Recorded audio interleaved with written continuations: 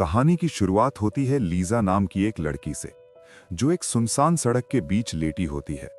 वो सुसाइड करने के बारे में सोच रही होती है, लेकिन जैसे ही एक कार उसकी तरफ आती है, वो अचानक उठकर साइड हो जाती है। लीजा बहुत ज्यादा दुखी होती है, क्योंकि कुछ दिन पहले ही उसने अपनी छोटी सी बेटी को खो दिया होता है। उसके बाद लीजा रोड के साइड चलने लगती है। तभी वही कार चलाने वाला आदमी उसे लिफ्ट ऑफर करता है। लीजा पहले मना कर देती है, लेकिन जैसे ही वो आदमी वापस जाने लगता है, लीजा पीछे से जोर से चिल्लाकर उसे रोक लेती है। आदमी कार का गेट खोल देता है और लीजा उसकी कार में बैठ जाती है। दोनों आपस में बात करने लगते हैं।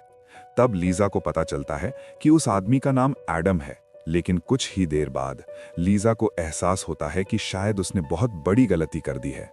उस आदमी के हाथ पर एक अजीब सा टैटू होता है, और तभी रेडियो पर एक वार्निंग आती है कि इस इलाके में एक सीरियल किलर घूम रहा है। लीजा डर जाती है। वो धीरे से एडम की तरफ देखती है, और तभी एडम अचानक बहुत जोर से ब्रेक लगा देता है। लीजा का सर आगे लगता है और वो बेहोश हो जाती है। जब लीजा की आंख खुलती है, तो वो खुद को किसी कार में नहीं पाती, बल्कि एक अजीब से लोहे के कमरे में देखती है। उसने एक स्ट्रेंज सा सूट पहना होता है, और उसके हाथ पर एक डिजिटल घड़ी बंधी होती है जिसमें लाइट जल रही होती है। वो घड़ी निकालने की बहुत कोशिश करती है, लेकिन घड़ी नहीं निकलती। लीजा जोर जोर से हेल्प के लिए चिल्लाती है, लेकिन वहां सिर्फ खामोशी होती है। कोई जवाब नहीं आता। वो बहुत कोशिश करती है बाहर निकलने की, लेकिन फेल हो जाती है और एक कोने में बैठकर रोने लगती है। तभी अचानक एक दीवार खुलती है। उसके सामने एक बहुत ही छोटी टनल होती है, जिसमें से रोशनी आ रही होती है। लीजा उस टनल के अंदर घुस जाती है, और जैसे ही वो अंदर जाती है, टनल अचानक से बंद हो जाती है। अंदर जाते ही लीजा की घड़ी में उल्टा टाइम चलने लगता है। टनल इतनी छोटी होती है कि लीजा सिर्फ रेंग कर ही आगे बढ़ सकती है। यहीं से शुरू होता है मौत का खेल। लीजा को समझ आ जाता है कि अगर टाइमर खत्म होने से पहले वो अगले सेक्शन में नहीं पहुंची, तो दीवारों से निकलने वाली आग उसे जिंदा जला देगी। जैसे जैसे लीजा आगे बढ़ती है, रास्ता और भी मुश्किल होता जाता है। थोड़ी देर बाद उसे एक डेड बॉडी दिखती है। ये देखकर लीजा बहुत घबरा जाती है। तब उसे एहसास होता है कि वो इस मेज में अकेली नहीं है। उससे पहले भी कई लोग यहाँ आ चुके हैं और यहीं मर चुके हैं। किसी तरह वो उस डेड बॉडी को साइड करती है और आगे बढ़ने लगती है। तभी अचानक उसके सामने वाली दीवार बंद हो जाती है और उसकी घड़ी में रेड लाइट जलने लगती है। उसी वक्त टनल के अंदर एक छोटा सा चेंबर खुलता है। लीजा जल्दी से उस चेंबर के अंदर चली जाती है। अंदर जाते ही दीवारों से आग निकलने लगती है। आग बंद होती है और चेंबर धीरे धीरे बंद होने लगता है। दीवारें उसके करीब आने लगती हैं।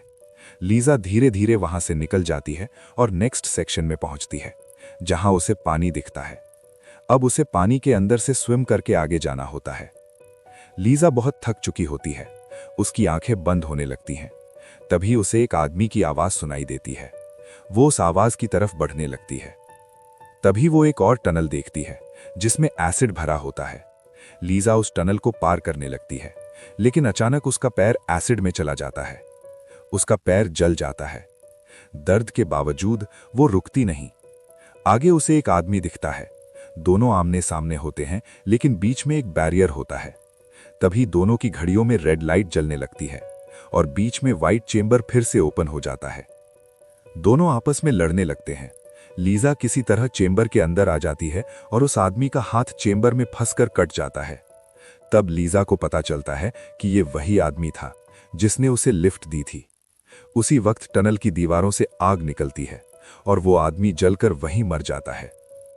उसके बाद लीजा चेंबर के अंदर एक होल देखती है। उस होल से एक अजीब सी मशीन बाहर आती है, जो उसके जले हुए जख्मों को ठीक कर देती है। जैसे ही लीजा चेंबर से बाहर निकलती है, उसकी घड़ी फिर से उल्टा चलने लगती है। एक बड़ा सा पैन घूमता हुआ तेज गति से उसकी तरफ बढ़ने लगता है। किसी तरह लीजा खुद को बचाते हुए दूसरी टनल में घुस जाती है। वहां उसे एक ज़ॉम्बी दिखता है, जो धीरे धीरे उसकी तरफ बढ़ने लगता है। लीजा किसी तरह उससे बच जाती है और आगे बढ़ती रहती है। एक मोड़ पर उसे दो अलग अलग टनल्स दिखती हैं। वो लेफ्ट वाली टनल में चली जाती है। वहां एक ऐसा रूम होता है जहां उसकी जिंदगी की पुरानी यादें दिखाई जाती हैं। उसकी बेटी नीना भी वहां होती है। लीजा बहुत इमोशनल हो जाती है। तभी वो देखती है कि ज़ॉम्बी फिर से उसकी तरफ आ रहा है। वो आगे बढ़ने लगती है और देखती है उसके सामने कांटों से भरे तारों का एक ट्रैप है। उसी वक्त उसकी घड़ी में रेड लाइट जलने लगती है। इसका मतलब होता है कि उसे जल्दी से इस सेक्शन को पार करना होगा। लीजा तारों के बीच से निकलने की कोशिश करती है, लेकिन वो बहुत बुरी तरह से जख्मी हो जाती है। टाइम खत्म हो जाता है। तभी टनल बीच से खुल जाती है और लीजा खुद को वहीं पाती है जहां से उसने शुरुआत की थी। मशीन फिर से बाहर आती है और उसके सारे जख्म ठीक कर देती है। अब लीजा मेज के पैटर्न को समझ जाती है। वो मैप क्रैक करती है और दोबारा आगे बढ़ती है। लीजा एक ऐसी जगह पहुंचती है जहां ग्रेविटी उल्टा हो जाता है। वो हवा में तैरने लगती है। ज़ॉम्बी उसका पैर पकड़ लेता है, लेकिन लीजा हार नहीं मानती। तभी चेंबर फिर से खुलता है। ज़ॉम्बी और लीजा के बीच लड़ाई होती है और लीजा ज़ॉम्बी को मार देती है। टनल के बीच में लीजा को अपनी मरी हुई बेटी दिखती है।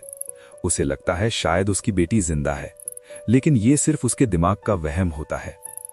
आखिर में लीजा एक ऐसे सेक्शन में पहुंचती है जहां दीवारों से तेज धार वाले 3 ब्लेड निकलते हैं।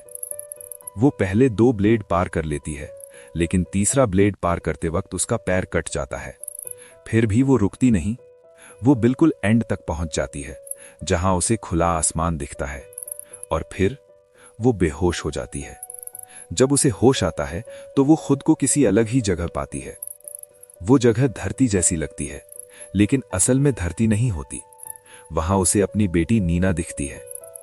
तब लीजा को एहसास होता है कि शायद वो मर चुकी है और ये मौत के बाद का सफर है, या फिर शायद उसे किसी दूसरी दुनिया में भेज दिया गया है।